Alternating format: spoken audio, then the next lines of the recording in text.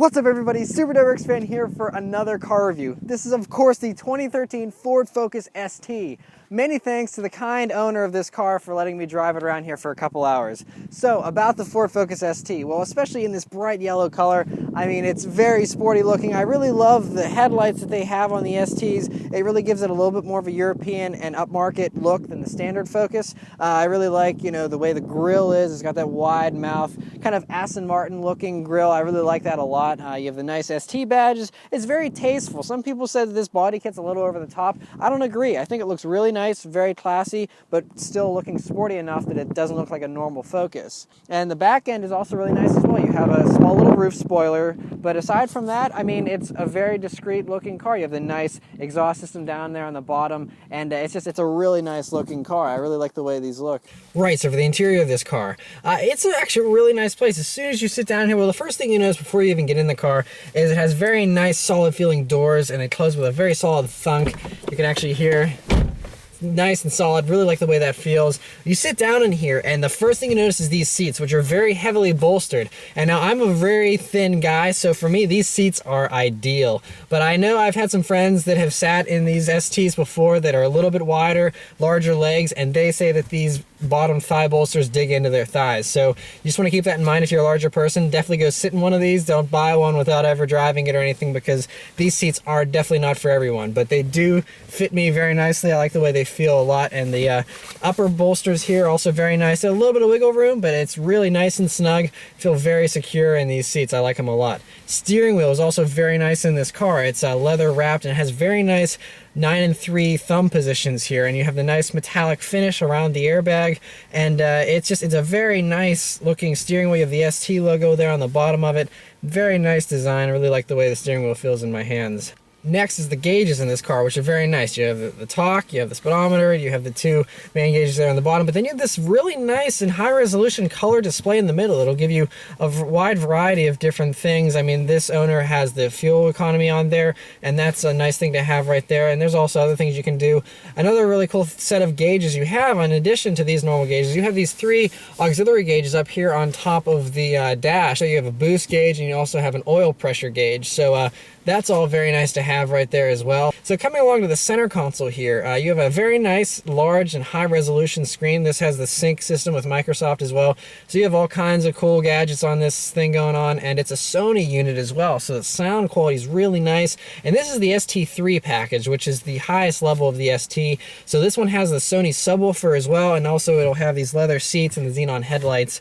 And it's a very nice package overall. And this Sony system sounds great. And all the buttons and everything feel pretty nice and high quality. I mean, you know, this isn't quite as high quality as some of the other stuff that I'm used to, and I still feel like the Hondas are a tad bit nicer in my opinion, but this is very nice. I mean, everything is very solid. I like the piano black finish on this plastic here. It's nice and glossy. Looks really nice. I like the way they designed that. It's not very cluttered. It's very easy to use. I like it a lot. Coming along to the climate controls down here, they're also very nice. You have a little screen in the middle there to tell you your temperature, and all the knobs have a nice resistance to them. Buttons actually feel really nice. Ford's really stepped up their game big time with these interiors. So as far as the storage capacity goes in this car, it's pretty nice. You have some door pockets down here. You can fit some various things in, but there is no actual bottle holder, but I mean, that's not that big of a deal. Coming along to the center here, you have your 2 cup holders, of course, and then you have this center console, which has a shallow little part here and has some auxiliary ports and things like that. And then you lift up this little compartment and you'll see a nice deep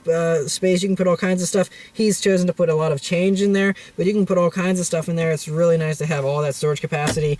And while we're in this area, this armrest is very nice and padded with this leather. It's nice and soft, very comfortable for putting your elbow on. That'd be great for long trips, I'm sure. And so I mean, this is a very comfortable car, especially for the price. As far as backseat space goes in this car, you have a good amount, actually. I mean, this is a little bit of a bigger car, and you can kind of feel that, but there's plenty of space back there because of it. And so, I mean, I can sit back there, no problem. I have plenty of leg room there, and I don't think you'd have any problem fitting 4 adults in this car comfortably. Trunk space in this car is also really nice. You know, there's a pretty good amount of space, and obviously this being a hatchback, you know, it's a lot more versatile, and you can fold down those rear seats there. All right, so this car has the keyless start, so we'll just hit the start button here and take it for a drive and see how it does. All right, so setting off in the Ford Focus ST.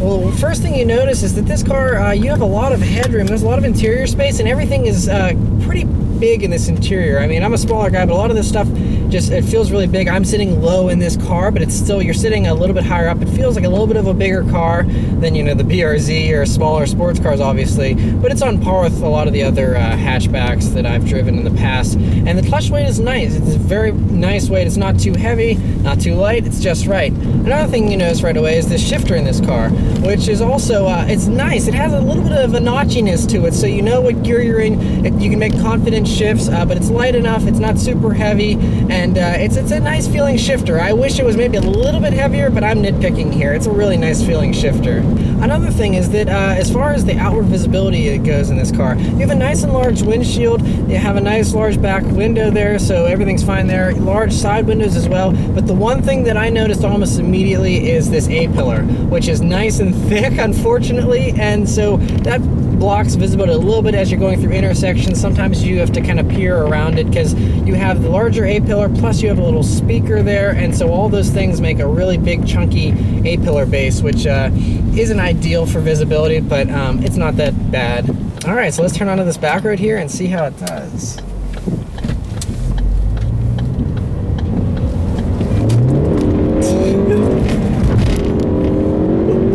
Yeah, so this turbo comes on strong in this car. 250 horsepower we're dealing with from this turbocharged 4-cylinder, and it really picks up and goes. I mean, you know, you might have noticed a little bit of wheel spin there whenever I was accelerating. This car is on snow tires, and it's a rainy day, so it's a little bit slippery outside, but it's still just picked up and just took off. This thing is very powerful for sure, and there's really not much lag in this turbo either. You can count to 1 or 2, and by that point, 1 Mississippi, 2 Mississippi, and boom, there's, I mean, it's really quick. It's definitely a lot faster than, you know, a lot of the turbocharged cars I've driven in the past, like the Evos and the WRXs. This definitely has a lot less turbo lag, and it really, I mean, because you have 250 foot-pounds of torque as well, so it feels very torquey as well. This isn't a motor that you have to rev out to get power out of it. I mean, it has torque from very low RPM, and it just hauls all the way through the power band. So let's see about this power again, shall we? Now you'll notice the torque steer that time. You gotta fight with this wheel a little bit. It definitely likes the torque steer, but that's fine, you know. Especially it doesn't help that this is, again, a wet surface. But I've heard these cars do like the torque steer, and this one certainly does. And I mean, it's fairly well managed. And honestly, to me, it's exciting. A lot of people might find it annoying. Maybe if you're at the racetrack, it can be annoying or something. But here in normal driving, I like having to fight with the wheel a little bit whenever I put my foot into it. That just adds even more drama and excitement to me. And see, it's putting a smile on my face, so I don't think there's any problem with that at all. But even whenever you're just cruising along in this car, it's very nice and comfortable. You know, this is also, you have a little bit of induction sound, so whenever you really stomp on it, you can tell that, you know, there's some drama and theater there a little bit, but there's not a lot. You know, so obviously with an exhaust system, this would be even louder, but it's nice though, because whenever you are just cruising around in this car without, you know, any kind of aftermarket exhaust, it's nice and quiet and relaxing. The ride in this car is very nice. You know, it's nice and quiet in here as well. This is a very refined car, especially with these leather seats and the navigation and all the screens and everything. This is just a very nice feeling car. This feels every bit of its price, and I think, you know, this, honestly, this could pass for a $30,000 to $35,000 car, in my opinion. It's that nice, the interior quality, and just the way it drives. It's very refined. You know, it doesn't feel cheap like Fords in the past. This is really a nice car. There's no wonder these are so popular, because Ford really did get their stuff right with this car. All right, so I'm going to drive this car for a little while longer here and give you some updated impressions after I've driven it some more.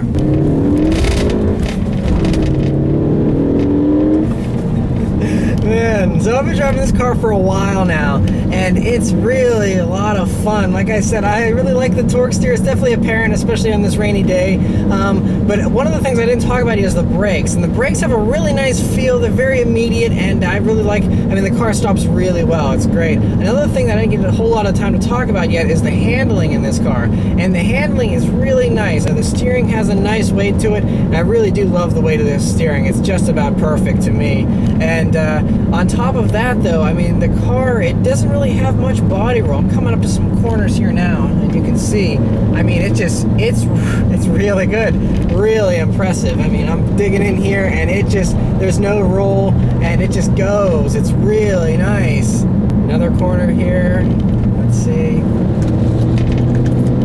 it's really good. I mean, this is like a front-wheel drive version of the Evo to me, with just how well this handles. It's really nice. It handles better than the stock WRX for sure, much better than the Civic Si, and again, just no body roll, just grips and just goes. I mean, especially with front-wheel drive, you get that sensation that it's digging in and it's clawing its way through the corner here as you're accelerating, and it's powerful, man. This is really, there's so much power in this car. 250 horsepower, again, on paper doesn't really feel like, you wouldn't think it would be that fast.